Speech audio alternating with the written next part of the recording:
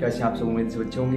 प्रेमियों, आज की इस वीडियो में बात करेंगे कि अगर यह लक्षण दिखाई दें तो समझ जाना बाबा श्याम ने आपकी परीक्षा लेनी शुरू कर दी है। सावधानी पूर्वक सुनिएगा, एक एक बात को आपके जीवन में काम आने वाली बात आप लोगों को बताई जा रही है। आप जिस भी देवी देवता को अपना इष्ट मानकर पूजा करते हो, अगर यह लक्षण दिखाई दे तो समझ लेना आपके उस इष्ट ने आपकी परीक्षा लेनी शुरू कर दी है। कैसे होती है परीक्षा, क्या होती है परीक्षा?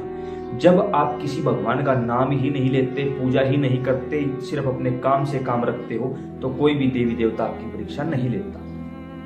परीक्षाएं कब ली जाती हैं? परीक्षाएं विद्यार्थियों की ही होती है। जो स्कूल जाते हैं उन्हीं की तो परीक्षा होती है। जो कभी स्कूल गए ही नहीं उनकी कैसी परीक्षा? सेम थ्योरी यहाँ भी अप्लाई होती है। जब कोई भी व्यक्ति, चाहे वो किसी भी धर्म जाति संप्रदाय से संबंध रखता हो, जब वो किसी भी देवी देवता के नजदीक जाने लगता है तो वो देवी देवता परखते हैं कि क्या यह शरीर, क्या यह बच्चा हमारे लायक है। अगर लायक है तो ही वो उसका चुनाव करते हैं, अन्यथा उसको छोड़ देते हैं। तो जब हम माया को छोड़कर मायापति के नजदीक जाने की कोशिश करते हैं तो माया हमारी परीक्षा लेती है और माया के रूप में खुद भगवान ही हमारी परीक्षाएं लेनी शुरू कर देते हैं। सबसे पहले क्या संकेत मिलता है? जब आप निरंतर पूजा करते रहते हो, मान के चलो आप बाबा श्याम की पूजा करते हो, निरंतर पूजा करते जा रहे हो, तो धीरे धीरे आप गरीब होना शुरू हो जाओगे, गरीबी की तरफ चलते जाओगे। आपको लगेगा कि यार मैं तो दिन रात पूजा कर रहा हूँ, दिन रात रो रहा हूँ, यहाँ बाबा सुनने की बजाय मेरा तो काम रुकवा दिया बाबा ने। आपका काम रुक जाएगा, धीरे धीरे आपके ऊपर कर्जा होना शुरू हो जाएगा। क्यों हो जाएगा? क्योंकि भगवान देखना चाहते हैं कि आप कितने मजबूत हो। भगवान को खुद बाबा श्याम परीक्षा देकर यहाँ तक पहुंचे। कौन सी परीक्षा, कितनी परीक्षा? बाबा श्याम से पहली परीक्षा ली गई, पत्ते भिजवाए गए। बर्बरीक ने परीक्षा दी, शस्त्र परीक्षा में पास हुए बर्बरीक। दूसरी परीक्षा, शीश का दान मांगा गया, छल की परीक्षा। बर्बरीक ने वो परीक्षा भी दी, शीश का दान दिया, बर्बरीक से श्याम कहलाई। तीसरी परीक्षा, जब पांडवों को अभिमान हुआ मैंने युद्ध जिताया है, मैंने युद्ध जिताया है, तब बर्बरीक के शीश से आवाज आई, मरने वाले भी श्याम थे, मारने वाले भी श्याम थे, तुम कुछ नहीं थे। यानी तब श्री कृष्ण भगवान ने यह समझ लिया था कि अब यह दिव्य दृष्टि से युक्त हुआ मेरे प्रभुत्व को प्राप्त कर चुका है। अब मुझ में और इसमें कोई फर्क नहीं है, कोई अंतर नहीं है। उस समय के बाद स्वयं श्री नारायण भगवान ने बर्बरीक को अपना सर्वस्व, अपनी कलाएं, अपनी विद्याएं, अपना नाम और अपने नाम से पूजे जाने का आशीर्वाद और वरदान दे दिया था। ठीक उसी प्रकार जब कोई भी जीवात्मा भगवान के नजदीक, कोई भी शरीर भगवान के नजदीक, कोई भी प्रेमी भगवान के नजदीक जाता है तो उस देवी देवता को उसका परीक्षा लेने का अधिकार होता है। क्यों होता है? क्योंकि हम सबको हर एक प्रकार के सुख दुख में तपाकर ही वहां तक ले जाया जाता है और फिर ही हम अपनी परीक्षा में खरे उतरते हैं, फिर ही हम भगवान के नजदीक जाने के लायक होते हैं। आप एक बार चले जाओ मंदिर, कुछ भी मांग लेना तुरंत मिल जाएगा। 2 बार 10 बार जाओ, जितनी बार जाओगे कुछ भी मांग लेना मिल जाएगा, पक्का मिलेगा। क्यों? भगवान चाहते हैं कि कोई मुझसे कुछ भी मांग ले, मैं उसको दे दूं और साइड में रखूं।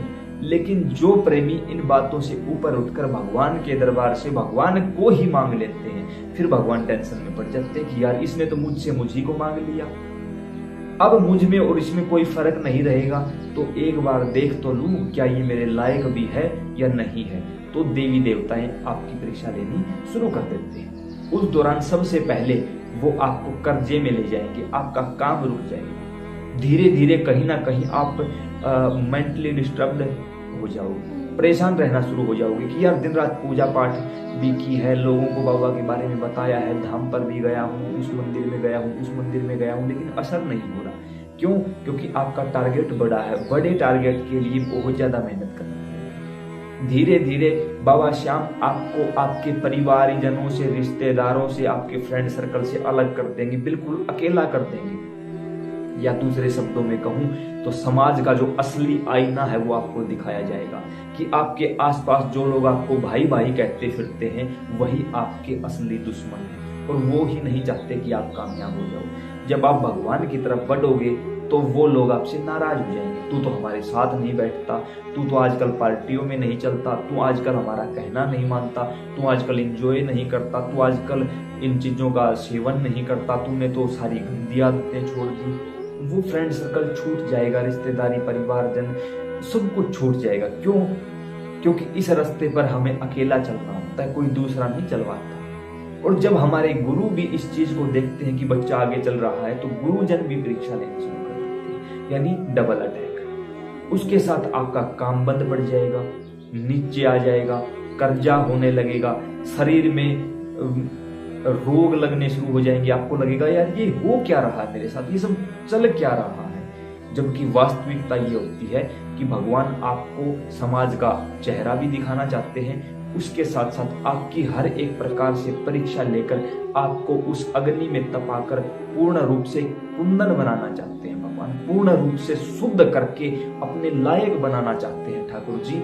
इसीलिए आपकी चारों तरफ से ये परीक्षाएं ली जा रही है। रात को सौपन के माध्यम से आपको डरावने सपने आने शुरू हो जाएंगे। आपको लगेगा यार मैं तो पूजा करता हूँ फिर भी डरावने सौपन क्यों आते हैं। रात को अगर आप महिला हो तो नग्न पुरुष दिखाई देगा, पुरुष हो तो नग्न महिलाएं दिखाई देंगी, ताकि किसी भी प्रकार से आपका ब्रह्मचर्य खंडित किया जा सके, ताकि किसी भी प्रकार से आपको डरा धमका के वापस भेज दिया जाए कि वापस चले जाओ भाई, आगे इस रास्ते पर बहुत खतरा है।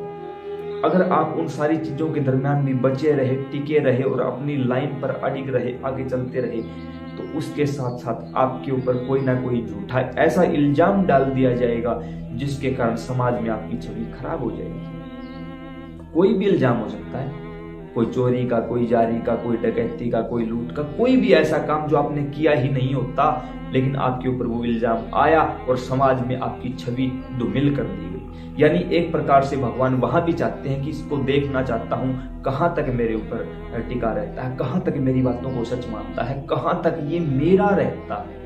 क्या ये समाज के भय से, इन चीजों के भय से, इन सारी बातों के भय से मेरा त्याग करता है।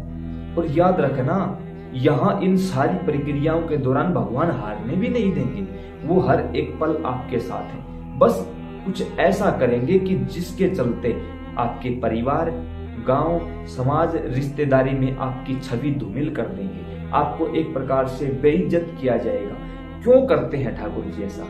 क्यों? क्योंकि मेरे भगवान को वो प्रिय हैं जो सभी के अंदर समान भाव देखते हैं। उन सारी चीजों के चलते आपको संसार का वास्तविक आईना दिखाई देगा, संसार की सारी बातें समझ आएंगी और धीरे धीरे आप अपने आप को ये देख पाओगे कि मैं कितना जल सकता हूँ, कितना तप कर सकता हूँ, कितना तपनिष्ठ हूँ और कितना भगवान की भक्ति मेरे अंदर अंदर कूट कूट के भरी जा चुकी है, कितना ठाकुर जी मुझको चाहते हैं।